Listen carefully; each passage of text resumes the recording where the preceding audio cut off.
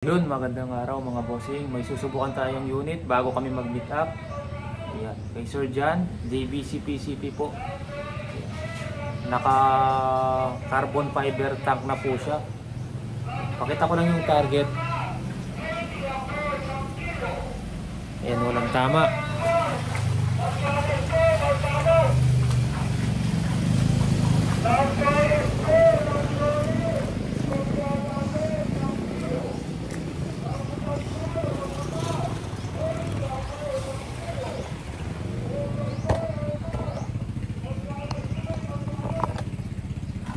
Ito sir, yung unit nyo sir, JBC PCP.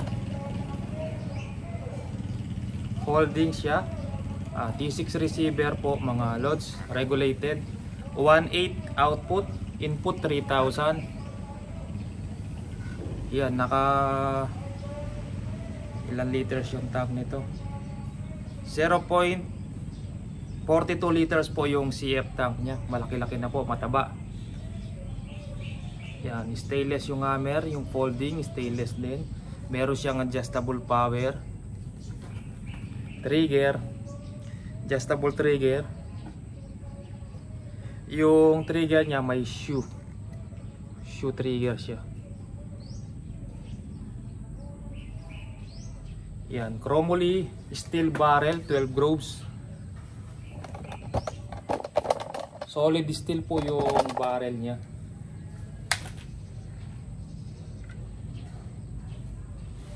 Ngayon, check natin yung groupings. Meet up po kami ni Sir John sa SM Pampanga.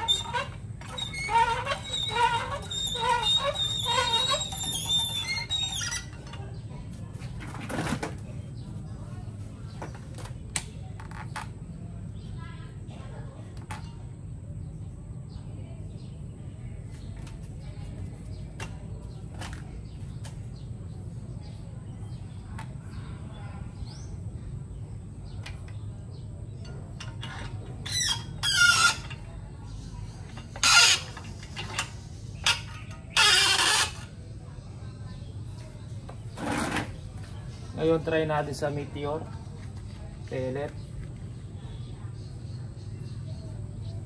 Yun lang, masikip sa local. Hindi siya naka-chamber para sa local pellet, naka-chamber to pang imported. Ganun talaga ang JBC. Push natin konti, kailangan mo ng resizer.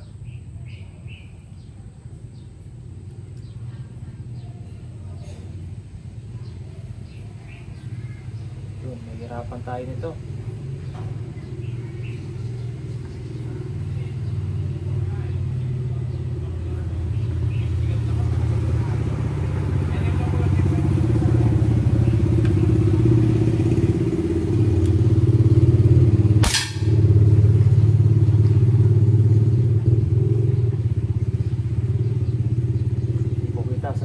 Need natin resizer kasi ang JBC pala yung chamber, yung pasukan ng pellet hindi po nire-resize, ay hindi po nilalaki yan na pang local. Ang kasya dito JSB, mga imported pellet. Pag local medyo malaki, need pa ng resizer ni sir.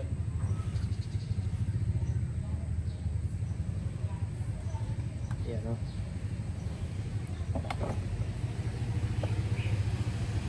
Yan yung pellet, hindi pa pumapasok yung puwet. Ipupusla lang natin. Yun, sumalaw pa yung unit.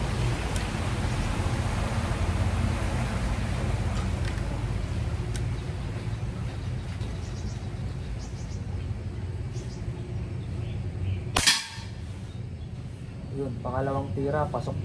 pasok pa rin doon sa unang tira.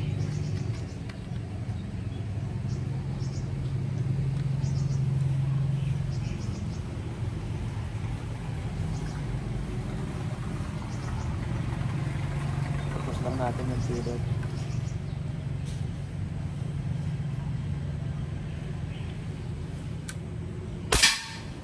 Pangatlo, pasok pa rin.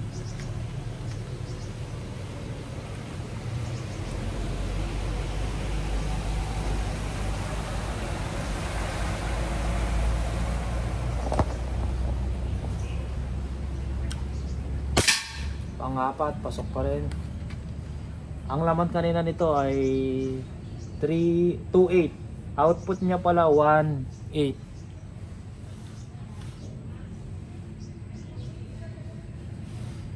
Para makita nyo mga lods. Yan, medyo masikip. Yan yung pellet, oh. Hindi siya pumapasok ng todo, nakalabas pa yung puwet. Pinupus ko lang. Pero pag JSB pellet po yung gamit nyo dito, ganyan po talaga yung JBC. Ayan, pinus ko pa, medyo masikip.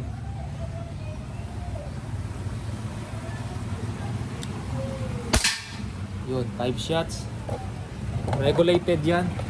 Kaya isang butas lang yung type 5 shots yan. Consistent po kasi yung output niya puro 1.8. Magbabago lang yon pag yung input mo naging 1.8 pababa. Sasama na po yung output niya.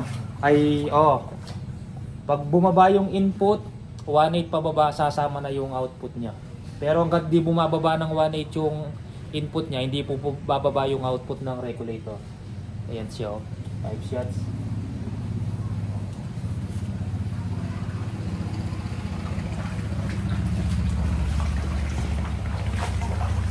Ayan po, maganda tumama sa mixture, sir. Kaya lang, kung gusto nyong hindi mahirapan sa paglagay ng bala, need nyo po resizer. Parang yung mga imported na barrel na PCP ganyan eh, nire-resize yung local kasi local pellet malaki po kumpara sa mga imported pellet. Pinupus ko pa siya.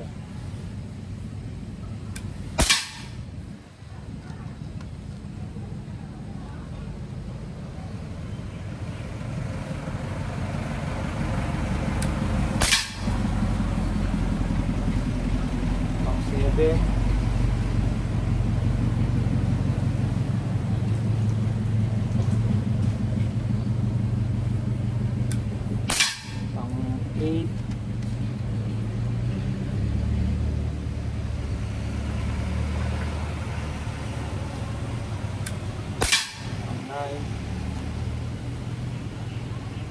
Konting push lang, sir. Kung gagamitin nyo, kung wala kayong resizer, may pantusok kayo konti.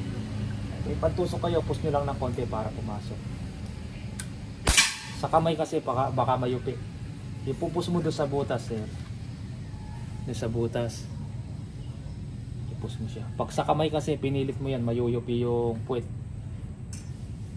ng pellet. Baka yun pa yung sanhi ng hindi ka makatama kasi masisira na yung puwet ng pellet pag iba takbo ng bala.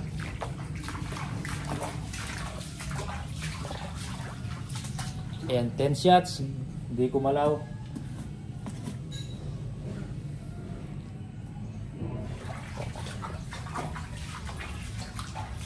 Puro dun yung tama, sir, sa 10 shots.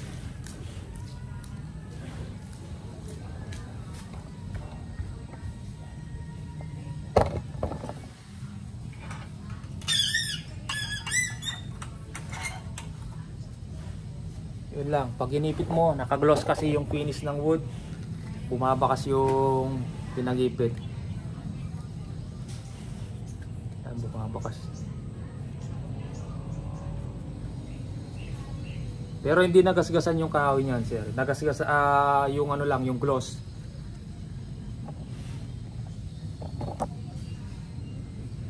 Ayan po siya, sir. 1.8. Naka 10 shots tayo. 300 PSI yung nawala sa 10 shots. 10 shots, 300 PSI. Max nito, 3,000. Output, 1.8.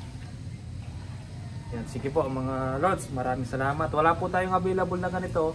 Nag-iisa lang. Pag meron, i-post natin. Ito may mayari na po. Mag-meet up po kami SM Pampanga. Mamaya or bukas. Sige po mga lords, maraming salamat.